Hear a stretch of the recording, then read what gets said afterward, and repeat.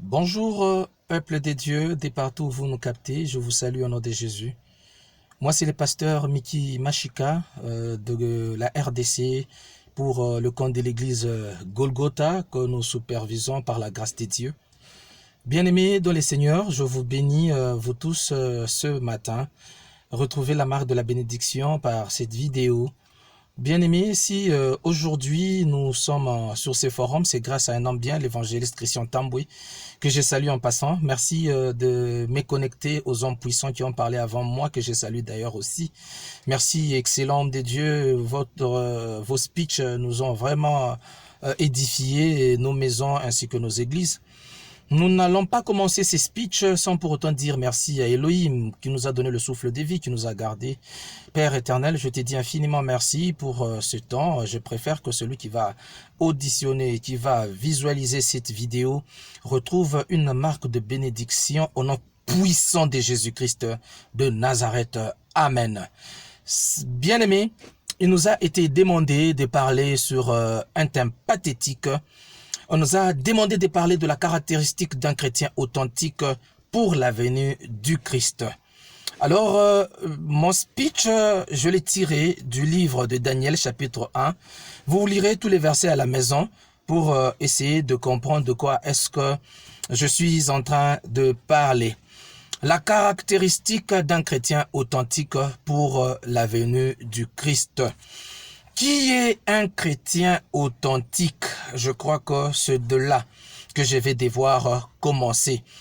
Quelles sont les caractéristiques d'un chrétien authentique, un chrétien original, un vrai chrétien, pas un mélange de chrétiens, pas un chrétien matin, un païen à midi, un chrétien le soir, pas un chrétien au Congo, quand on arrive en France, on devient païen, non, un chrétien authentique. Je vais parler de ces caractéristiques. Bien aimé, directement, je vais entrer dans les vifs du sujet. La première de caractéristique d'un chrétien authentique, c'est qu'il doit posséder une vraie identité. Un chrétien authentique doit posséder une vraie identité. Qu'est-ce qu'une vraie identité et comment obtenir une vraie identité? Nous obtenons une vraie identité par la nouvelle naissance. Donc, une vraie identité provient de la nouvelle naissance. Quand nous naissons de nouveau, nous obtenons directement une vraie identité. Une vraie identité, c'est quoi? C'est comme un passeport neuf. Un passeport neuf authentifié par un sceau royal. Quel est le sceau royal? Le sceau royal, c'est le sang de Jésus. Une vraie identité, c'est un passeport neuf authentifié par un sceau royal. Le sceau royal, nous l'obtenons par le sang de Jésus. Donc, celui qui est chrétien authentique est celui qui possède une vraie identité qu'il a obtenue par la nouvelle naissance et il a été scellé par le sang de Jésus-Christ. Celui qui possède une nouvelle identité est celui qui a un nom divin. Quel est le nom divin que celui qui possède une nouvelle identité doit avoir? C'est le nom de chrétien. Quand on t'appelle chrétien, tu es connecté, tu es un citoyen céleste, tu es un citoyen du ciel. Donc tu n'es plus terrestre, tu deviens céleste. C'est pour cela qu'on t'appelle chrétien, tu as un nom divin. Bien-aimé dans le Seigneur, c'est pas tout le monde qui est appelé chrétien. Celui qui est appelé chrétien est celui qui a vraiment une identité de chrétien et scellée par les sangs de Jésus-Christ de Nazareth. C'est celui qui peut être appelé chrétien. Nabucodonosor a compris à Babylone. Il a compris que c'est Daniel. Il a un nom divin. Il a un nom puissant. Il faut que je puisse détourner son identité en lui donnant un autre nom. Directement, il est allé lui donner le nom de Belchastar. Mais Daniel a refusé le nom de Belchastar. Il a refusé les avantages liés à Belchastar. Il a refusé la renommée liée à Belchastar. Il a dit non, moi je reste Daniel qui signifie Dieu est mon juge.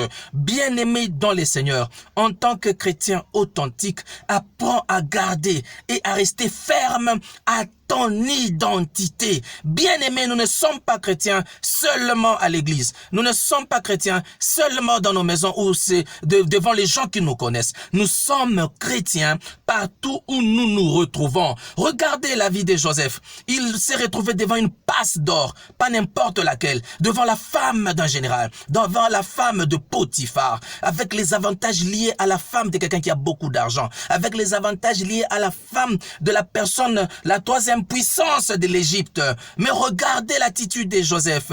Il a dit, j'ai une identité en moi. J'ai une identité que je ne peux pas biaiser, que je dois réellement garder. L'identité que j'ai, je ne peux pas jouer avec. Joseph a dit, je refuse de coucher avec la femme de Potiphar. J'aimerais garder mon identité. J'aimerais garder mon identité. L'identité de la personne garde et réserve en elle la réalisation des grandes promesses. Si tu perds ton identité, tu perds la réalisation de tes grandes promesses. Possède ton identité, garde ton identité pour un avenir meilleur. L'avenir meilleur, c'est la venue de Christ.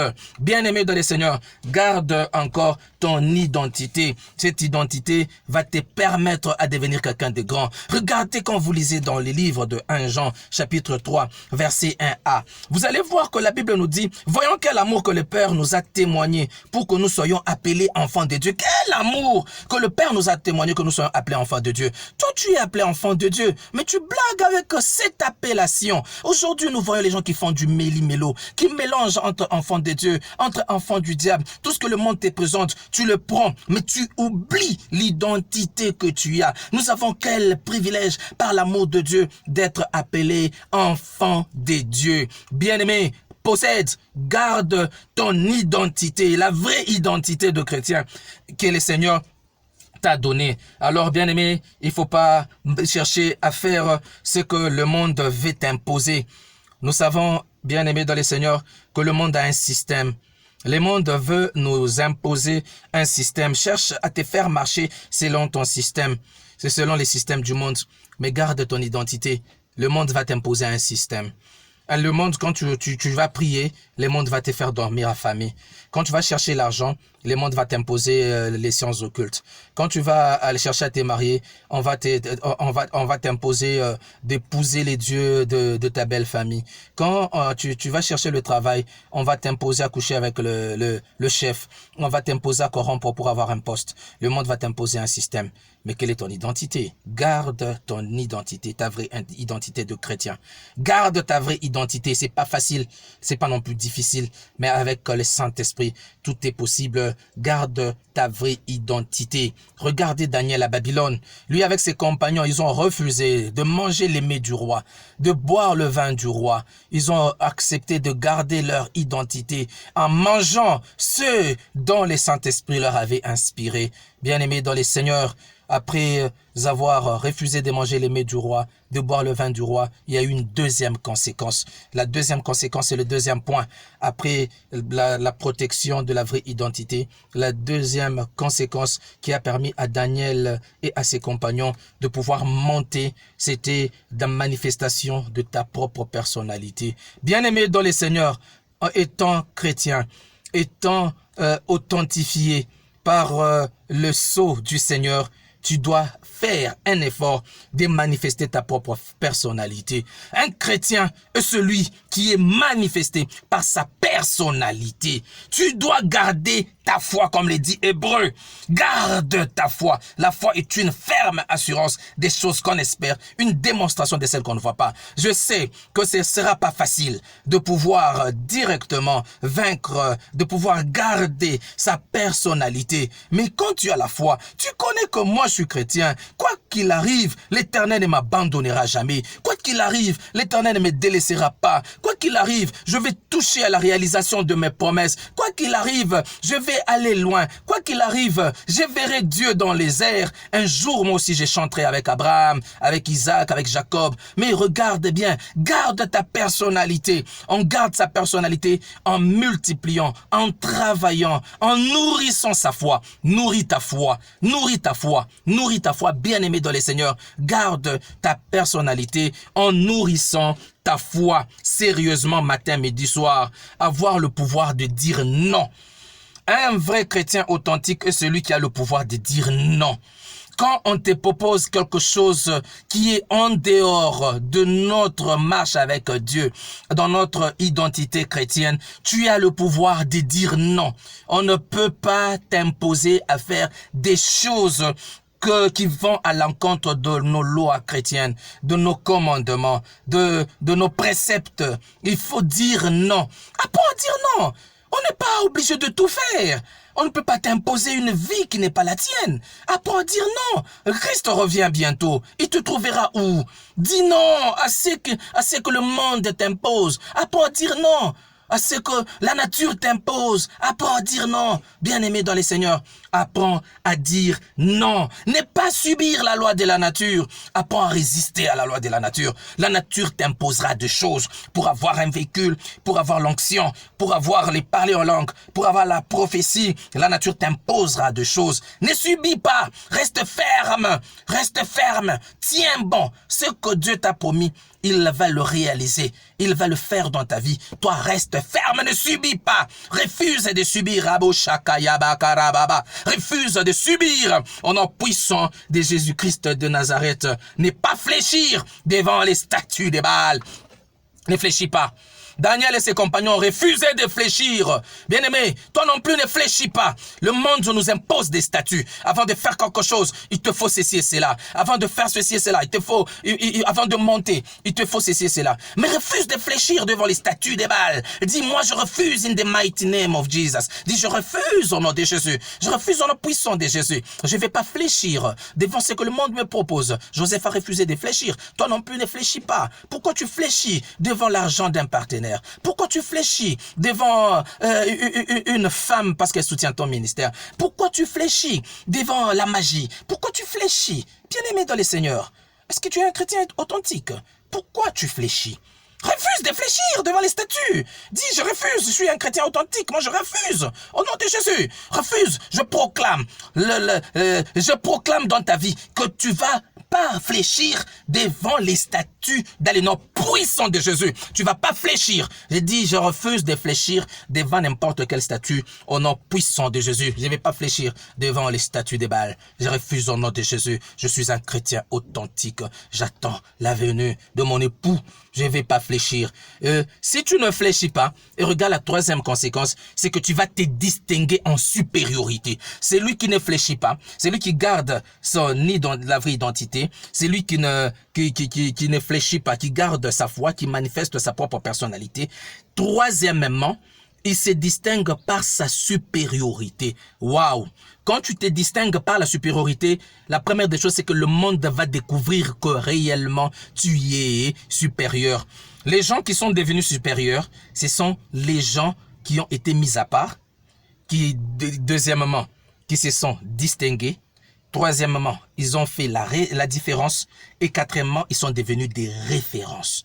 Alors, si tu veux devenir une référence afin de devenir supérieur, commence d'abord par te distinguer. Alors fais un effort, tu dois te distinguer. Le monde doit le reconnaître. Celui-là, il est distinct des autres.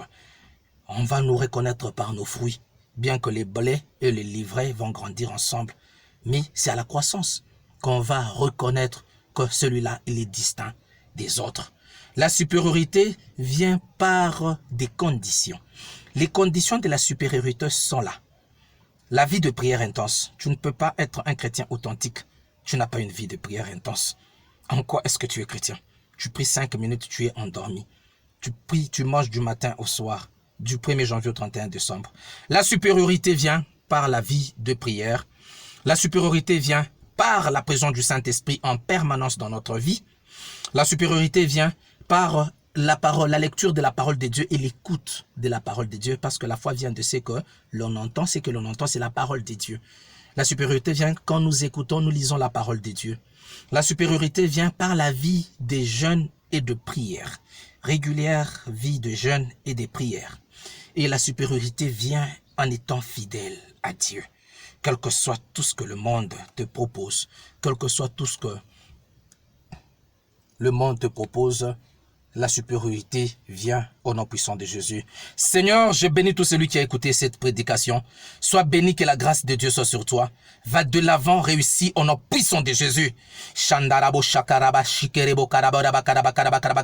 Que celui qui a écouté cette prédication, qu'elle porte de fruits dans ta vie, au nom puissant de Jésus, sois béni de partout où tu m'écoutes. Merci. Au nom de Jésus, je vous aime. Au revoir, bye.